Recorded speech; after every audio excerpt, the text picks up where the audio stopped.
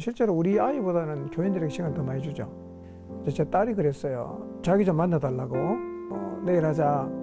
그리고 방에 들어가는데 갑자기 툭 나가는 거예요. 그러니까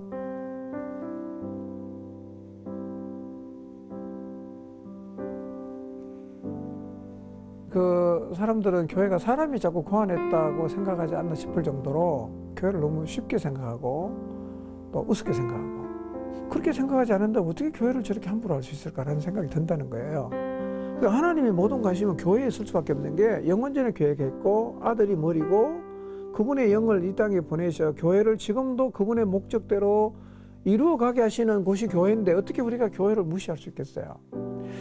오늘날 교회 안에 불문율이 예수님 믿는 걸 묻는 건데, 저는 거꾸로, 야, 교회에서 안 물어주면 세상에 어디서 물어주냐 그거.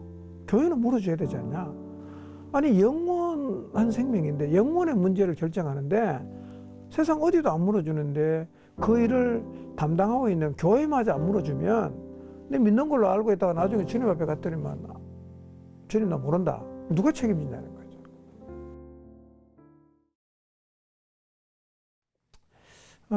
거의 저희 할아버지는 사실은 뭐 정말 복음 위에 살다가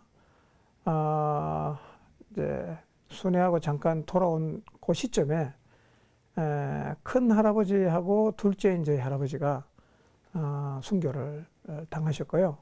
그리고 이제 저희 아버님은 거기서 좀 계시다가 1950년경에 이제 6.25 나기 직전이에요. 거기서 이제 공산당이 죽이려고 했대요. 그래서 저희 아버님이 이제 개나리 버쯤에다 성경책하고 옷 몇 개 집어넣고 이제 와서 이제 남한으로 오셨거든요. 근데 6.25가 이제 났죠. 그러니까 이제 포로로 잡혔어요. 이승만 대통령이 이제 반공포로를 그냥 무조건 도망가라고 해서 도망갔어요. 그렇게 도망 나오셔서 사실은 이제 대전에 가서 신학교를 다니고 이제 그러셨는데, 하여튼 저희 할아버지나 아버지를 이렇게 제가 보면서 그 은혜를 사실은 이제 제가 많이 입는다 이런 생각을 참 많이 해요. 영적으로 참 후광이 있다. 다윗을 보고 하나님이 그 다음 세대 사람 보면 다윗 때문에 너를 봐준다. 뭐 이런 얘기를 굉장히 많이 하거든요. 그런 은혜를 내가 입고 있지 않는가라는 생각을 진심으로 많이 해요. 가만히 생각해 보니까요, 목회를 하게 된 전 과정에 하나님의 개입이 있었다고 밖에는 설명할 수가 없어요. 왜냐하면 신학교를 가게 된 과정도 그렇고, 제가 목회자의 길에 들어선 것도 그렇고, 지금까지도 이렇게 돌아보면 진짜 하나님 도와주신 것 같아. 야, 하나님 진짜 살아계신다. 그런 생각을 그냥 자연스럽게 했어요. 하면서 사실은 저는 이제 별로 고민이 없었어요. 야, 하나님 이렇게 살아계시고 역사하시는데 그건 내가 목회를 해야지. 그래서 뭐 특별하게 고민이 없이 저는 아주 자연스럽게 목회의 길로 들어서게 된 것 같아요. 부목사로 있을 때부터 고민이 사실은 있었어요. 그게 뭐냐면 사람들이 변하지 않는다는 거예요. 어느 한계에 딱 가면 안 변해요. 그 임계점이 있는데 이게 안 넘어가지는 거예요. 아무리 해도 안 넘어가. 야, 이 사람이 변하는 건 안 되는 건가? 이게 사실 굉장히 고민이었어요. 그러다가 이제 그 하나님을 경험하는 삶이라는 교재를 우리 진흥원에서, 우리 교단 진흥원에서 공부를 했어요. 교재 공부. 그 교재를 공부할 때 강사가 누구냐면 이제 미국에서 오신 목사님이었는데, 이분이 강의를 하면서 자기 교회 얘기를 많이 했어요. 근데 제가 그 교회 얘기를 들으면서 저게 가능한 얘기인가? 이런 생각이 들었어요. 야, 저거 2000년 전에는 됐을지 몰라도 지금 시대에는 저거 안 될 텐데 라는 생각을 했는데, 하다가 자기 교회 얘기를 하는 걸 보면 진짜 일어나고 있대요. 그래갖고 저게 한번 가보자. 그래서 95년도인가 갔어요. 굉장히 충격받았어요. 야, 지금도 이런 교회가 되는구나. 너무 제가 뭐 충격을 많이 받았고요. 그래서 나도 저런 교회를 좀 해야겠다. 그래서 그때는 이제 그런 교회를 세일교회라고 그랬어요. 그러니까 세일 사역의 핵심이 뭐냐면, 에베소서 4장에서 교회가 뭐냐? 교회가 성경이 설계한 교회의 모습은, 첫째는 하나가 되어야 된다는 거예요. 하나. 근데 이제 잘 한번 주변을 돌아보면 하나를 포기한 교회가 많아요. 안 되거든요. 야, 이 독특한 인간들이 많은데 어떻게 우리가 하나가 되냐, 포기를 했는데 성경은 하나가 돼야 건강해진다고 얘기를 해요. 두 번째는 뭐냐면 분량의 차이를 인정해라. 교회가 분량의 차이를 인정 안 하는 것 때문에 참 힘들어요. 장로 투표에서 떨어지면 교회 옮기고 뭐 이러잖아요. 근데 분명히 성경에 보면 분량이 다 달라요. 그럼 분량이 다른 걸 인정을 하고 뭐 크면 큰 대로 그렇게 해라. 난 요만큼은 이렇게 가겠다. 이렇게 하면 되는데 이걸 이제 수용을 못 하는 거예요. 나는 요거밖에 안 되는데 옆에 큰 거 가진 사람한테 나도 저렇게 되겠다고 하니까 이제 교회가 시끄러워지거든요. 교회가 건강해지려고 하면 분량의 차이를 인정해야 된다. 이게 저는 굉장히 중요하다고 생각해요. 그럼 세 번째로는 교회가 사람이니까 사람 세워야 된다. 그래서 사실은 우리는 모든 에너지를 사람 세우는 데다 쏟아요. 그리고 우리 교회는 구조가 없어요. 남녀 성교회도 없고 성가대도 없고 뭐 다른 교회는 하나도 없어요. 목장밖에 없거든요. 그러니까 아예 우리는 구조적으로 사람에게만 집중할 수 있는 구조를 만들었어요. 원래 교회가 사람이니까 사람이 안 변하면 뭐 교회는 절대로 못 세우죠. 그리고 이제 세 번째 설교는 사람 세워야 된다는 거. 네 번째는 연결이 돼야 돼요. 따로 놀면 안 되고 하나님하고 나는 직통한다. 이런 사람이 많으면 교회는 힘들어요. 그러니까 물론 우리가 하나님과의 관계 잘 해야죠. 근데 옆으로도 굉장히 중요해요. 근데 요즘에는 프라이버시를 존중해서 옆 사람의 삶에 전혀 간섭을 안 해요. 사실은 프라이버시가 죄잖아. 죄. 내 마음대로 하겠다는 거지. 근데 성경에는 그게 안 돼 있거든요. 그러니까 수직적 관계만큼이나 중요한 게 수평적 관계인데 요즘에는 수직적 관계는 중요하게 생각하지만 수평적 관계는 극단적으로 필요 없다 그래요. 그 교회 필요 없다. 나 혼자 뭐 그냥 큐티 잘하고 성경 읽으면 되지. 뭘 교회 나가서 그냥 나 간섭받고 귀찮다 이렇게 말하잖아요. 그렇게 하면 안 되고 마지막 다섯 번째는 사랑 안에서 세워져야 돼요. 교회는. 그러니까 이게 뭐 법적으로 세워가는 게 아니라 하나님의 사랑 안에서 서로 사랑하며 살아갈 때 저는 교회가 세워지는데 그 세일교회는 뭐 이렇게 다섯 가지를 저는 정리할 수 있다고 생각해요. 사람을 기른다는 건 쉽게 이렇게 생각하시면 돼요. 자식 키운다고 생각하면 돼요. 뭐 실제로 우리 아이보다는 교인들에게 시간을 더 많이 주죠. 그래서 아이가 힘들어한 게 오늘 나랑 시간 보내자고 약속을 꼭 했는데 갑자기 이제 전화가 오면 그냥 나가버리고 그 다음에 제 딸이 그랬어요. 자기 좀 만나달라고. 근데 얘기를 했는데 아이고 엄마 오늘 너무 피곤하다. 내일 하자. 그리고 방에 들어가는데 갑자기 툭 나가는 거예요. 그러니까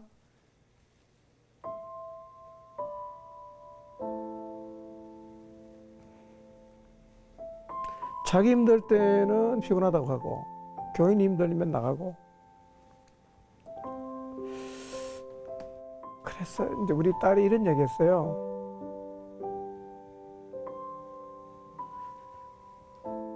엄마는 교회가 중요해, 내가 중요해. 이런 얘기를 하는 거죠. 교인들을 사랑해, 나를 사랑해. 이제 그렇게 하다 보면 이제 체력적으로, 정서적으로 지치고 특히 이제 왜곡이 심한 사람은 정말 정서적으로 탈진하게 해요. 너무 이제 많이 지치면 짧게 1박 2일 정도라도 조금 이렇게 여유를 갖고 좀 잠도 자고 그다음에 걷기도 하고 성경도 읽고 뭐 이제 그러면서 이제 회복을 잘 해 나가는 것 같아요. 저희가 이제 아주 전통적인 교회였죠. 그 전통적인 교회라 하면 그냥 설교 중심으로 가던 교회였는데 이제는 관계 중심으로 가는 교회로 바뀌었으니까요. 근데 사실은 저희 교회가 전통교회에서 세일교회로 전환을 잘 한 교회로 평가를 받고 있는 교회이긴 해요. 근데 사실은 오늘날 교회 안에 불문율이 예수님 믿는 걸 묻는 건데 저는 거꾸로 야 교회에서 안 물어주면 세상에 어디서 물어주냐 그거. 교회는 물어줘야 되지 않냐. 저는 거꾸로 그렇게 생각하거든요.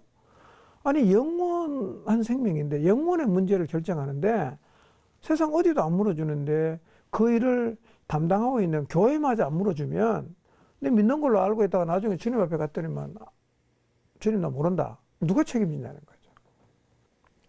뚝심이 있어야 된다. 진리 붙잡고 가면 끝까지 그냥 가라. 누가 뭐라고 해도 신경 쓰지 말고 가라.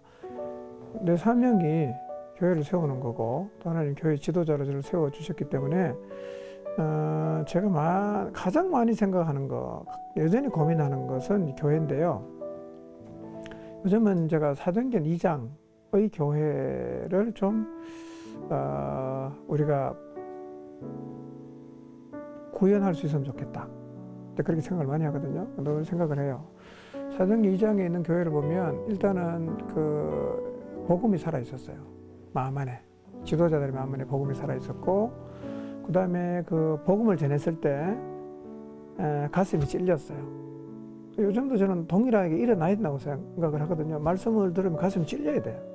그리고 절규하고 회개하고, 그리고 복음을 받아들이고, 그리고 복음에 순종하고 변화되고, 이게 2장이에요. 저는 이게 반복적으로 일어나야 된다고 저는 생각해요. 제 아버지가 목회를 했으니까 유산을 한 푼도 물려주신 게 없어요. 뭐 저도 별로 물려줄 게 없고. 그리고 아버지가 워낙 강직하셔갖고 사실은 좀 불편했어요. 좀 두루두루 사시지 저렇게 그냥 고집스럽게 그냥 설령 그게 진리라고 해도 저렇게 주장을 하실까라는 생각을 많이 했는데, 지금 와서 내가 가만히 생각해 보니까 그것도 나중에 알았어요. 내가 어떤 선택을 하고 결정을 할 때 갖고 있는 기준이 아버지가 갖고 있던 걸 그대로가 있어요. 뭐 예를 이런 거예요. 성경대로 한다. 오직 복음만 가지고 간다. 그 다음에 바른 길이면 타협 안 한다. 어느 순간 내가 이렇게 하고 있더라고요. 근데 내가 왜 이렇게 하지? 가만히 생각해 보니까 제가 아버지한테 보고 배운 거더라고요, 이게. 그래서 젊은 때는 아버지가 나한테 유산 물려준 게 없구나, 아버지가 나한테 별로 해준 게 없다라고 생각을 많이 했어요. 그럼 지금 와서 점점 나이가 들어가면서 인생을 살면서 진짜 소중한 거를 내가 물려받았다. 그래서 사실은 우리 앞에 보면 기준홀이라고 있잖아요. 저희 아버님 성함이 김자, 기자, 준자예요. 그래서 이제 오시기 전에 돌아가셨으니까 이 교회를 보시고 싶어 했을 텐데 좀 기억을 하자 우리가.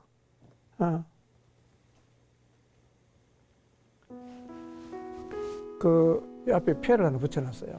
기준홀. 아버님 기념하는 그건데요. 저희 아버님 제일 좋아하셨던 말씀이 요한복음 6장 68절에 영생의 말씀이 주께 있사오니 우리가 어디로 가오리까. 참 그 말씀 많이 하셨어요. 그래서 그 밑에다가 이제 성경 구절 적고 23년에서 2008년까지 사시다가 주무시다가 돌아가셨어요. 그 성경에 기운이 진해서 조상에게로 돌아갔다 이렇게 표현하잖아요. 진짜 기운이 진해서 가셨어요. 그래서 지금도 제 의사결정에 가장 영향을 많이 입은 사람은 한 번도 저보고 뭐 이렇게 해야 된다 저렇게 해야 된다 가르쳐준 적은 없어요. 그냥 보고 배웠어요. 그리고 어느 순간 그게 저렇게 하는 게 맞네, 저게 맞네 그랬는데 내가 똑같이 하고 있더라고요. 최근에 제가 많이 생각하는 이제 단어가 시대를 분별해야 된다라는, 제가 기도하다가 이제 해준 얘기인데, 이걸 제가 생각을 참 많이 해요. 시대를 분별해라. 노아 때 말이에요. 노아 때 하나님이 노아에게 120년 뒤에 내가 세상을 홍수로 심판하겠다. 그런데 복음서에 와서 보면 방주에 들어가던 날까지 시집가고 장가갔다. 그 시대를 분별 못한 거죠. 근데 롯도 똑같더라고.